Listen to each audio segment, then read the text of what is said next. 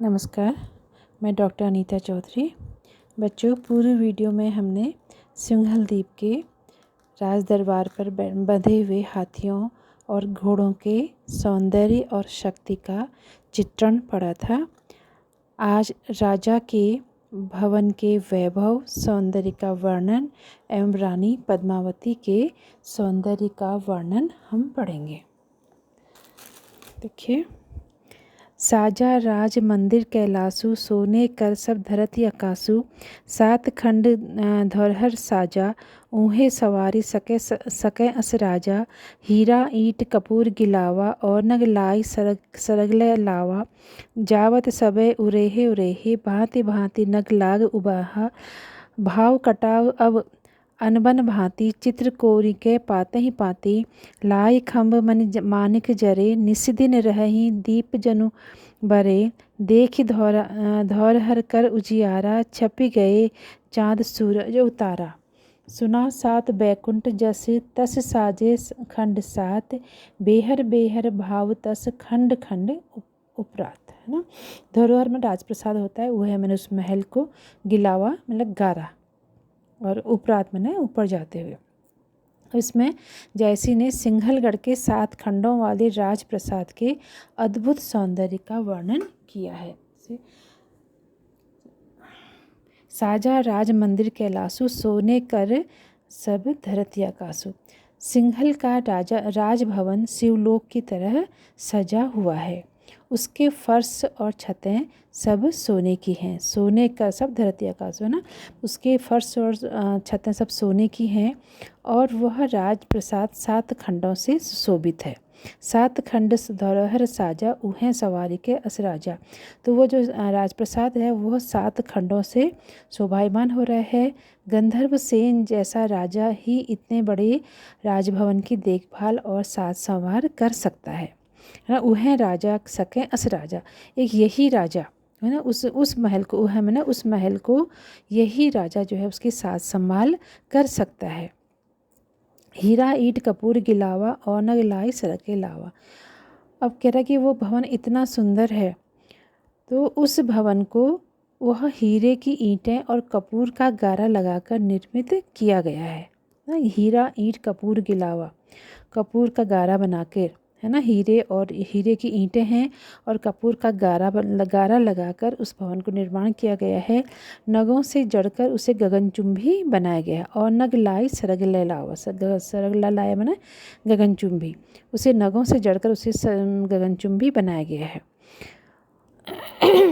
जावत समय उरे हैं भांति भांति नग लाग उबाहा। उसमें सभी स्थानों पर सभी इस प्रकार के सुंदर चित्र बनाए गए हैं, और वे चित्र भांति भांति की पच्चीकारी और चित्रकारी करके बनाए गए हैं, है ना।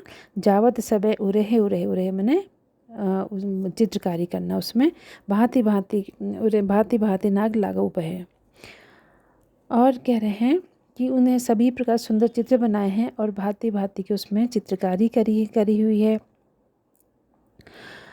भाव कटाव सा अनुबंध भात चित्र को रही पाते, और वह चित्र उनमें अद्भुत ऐसे भांति का कटाव किया गया। चित्र इतनी सुंदरता से बनाए गए हैं, उनमें पूरा कटाव किया गया, ऐसा लगता है जैसे सजीवी होंगे वो। और ये चित्र पंक्ति ही पंक्ति में बनते चले गए, और वो चित्र इस पंक्ति में बने हुए बहुत ही सुंदर प्रतीत होते हैं। लाई खम्भ मणि मानिक जरे, निस्दिन रहहि दीप जनु बरे।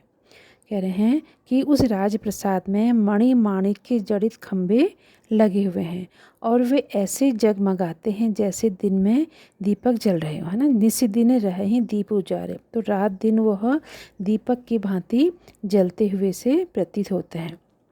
वो उनमें इतनी चमक है, वो जगमगाते हैं, हीरों से वो जगमगाते हैं, तो ऐसा लग रहा है जैसे वो रात दिन चमक रहे हों, या दीपक दिन में भी दीपक जल रहे हों। देखि धरोहर कर उजियारा, छपि गए चाँद और तारा। उस धवल में धरोहर, उस उजियारा, उस सुंदर धवल राजप्रसाद की उज्ज्वलता को देखकर, उसके प्रकाश को देखकर चंद्रमा, सूर्य और तारे भी छिप गए हैं। छिप गए चांद सूरज और तारा, है ना। जो चांद सूरज और तारे भी उसकी सुंदरता के आगे शर्मा कर छुप गए हैं। वो इतना सुंदर वो राजप्रसाद है, इतना जगमगा रहा है, चमक रहा है, तो उसकी चमक के सामने सूरज चांद और तारों की कुछ भी चमक नहीं है। इसलिए उसके चमक के आगे वह उनकी चमक धूमिल पड़ गई है, अर्थात वे छिप गए हैं।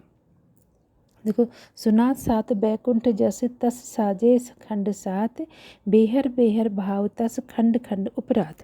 जिस प्रकार से 7 स्वर्ग सुने गए हैं, सुना 7 बैकुंठ में स्वर्ग, जिस प्रकार से 7 स्वर्ग सुने गए हैं, वैसे ही राजा गंधर्वसेन के राजमहल के 7 खंड बनाए और सजाए गए हैं।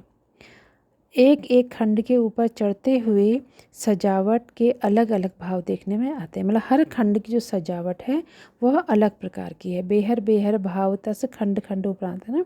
तो हर खंड की जो जैसे जैसे ऊपर बढ़ते चले जाते हैं, तो वैसे वैसे हर खंड की जो सौंदर्य है, सजावट है, अलग देखने को मिलता है। अलंकार में देखिए, इसमें राज मंदिर की समानता कैलाश से है, तो यहाँ पर उपमा अलंकार हो गया, है ना। और नग वाला उसमें आएगा आपका अतिशयोक्तिपूर्ण वर्णन। लाग खम्भ बरे में उत्प्रेक्षा अलंकार है। और देख धौर हर तारा में प्रतीप अलंकार है। सुना सात में उपमा अलंकार है। और अनुप्रास और पुनरुक्ति और तो इसमें है ही, है ना। अब हम दूसरा पढ़ते हैं।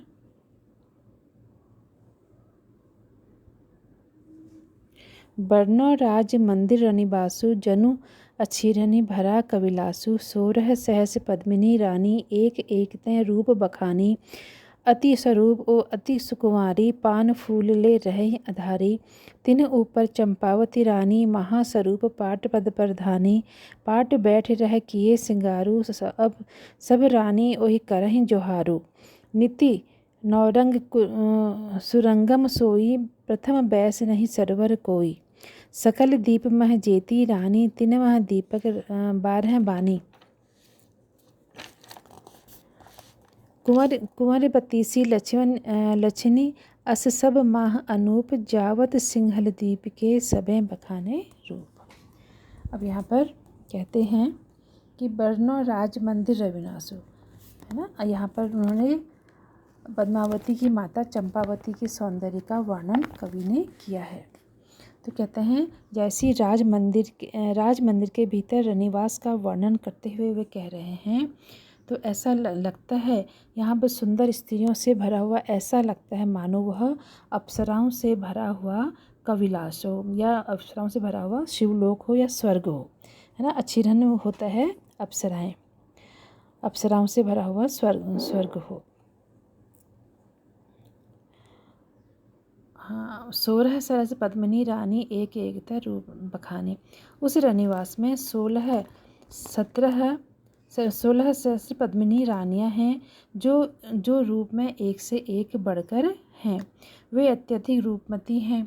अति स्वरूप और अति सुकुमारी, पान फूल रहे अधारी। वो अत्यधिक रूपवती हैं, अति सुकुमार हैं, और केवल पान और फूल का ही वे सेवन कर रही हैं। उन सबके ऊपर, है ना, देखो इसमें तिन्हों ऊपर चंपावती रानी, महास्वरूप पाटवती रानी। उन सबके ऊपर चंपावती रानी है, जो अत्यधिक सुंदर पट रानी है। वह श्रृंगार करके सिंहासन पर बैठी रहती है ना। तीनों ऊपर से पद्मिनी रानी, महास्वरूप पाटपद रानी, वह सिंहासन के ऊपर बैठी रहती हैं। पाटी बैठ रह किए सिंगारू, अब रानी वही करहें जोहारू, है ना। वह पाटे वो श्रृंगार किए हुए वह पाटे पर बैठी रहती हैं, और सभी रानियां आकर उसको प्रणाम कर रही हैं। और नित नौरंग सुरंग सोई, प्रथम वैष्णव सरवर कोई।